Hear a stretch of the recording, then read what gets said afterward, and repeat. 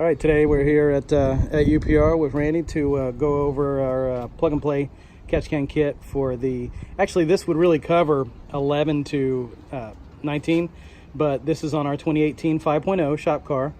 For the purpose of this video, we've already taken off the strut tower brace, which has 15 millimeter bolts in the strut tower, and we've taken off the engine cover, which has two 10 millimeter bolts you know, on the front of the cover there.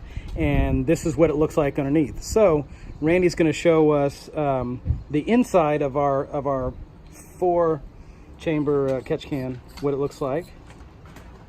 So some of the catch cans on the market, you know, they're really just like an open can. I mean, essentially like an expansion chamber, but ours is actually a 4-stage filtration system.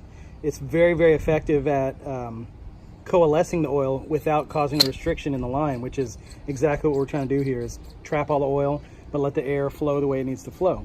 This is a really simple installation, just a few seconds. Randy will show it to you here how quickly you just take off the stock line right here. This is the passenger side of the engine. That's the PCV valve and the valve cover.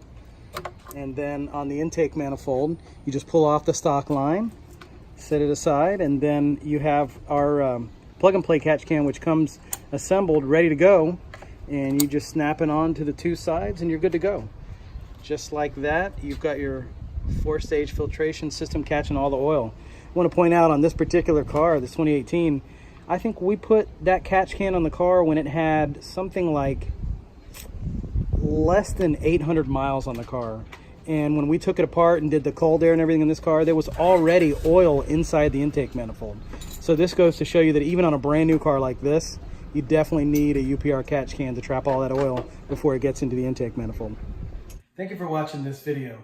If you like what you saw, please hit the thumbs up button. And if you want to see more videos of our tech and racing, please hit that subscribe button.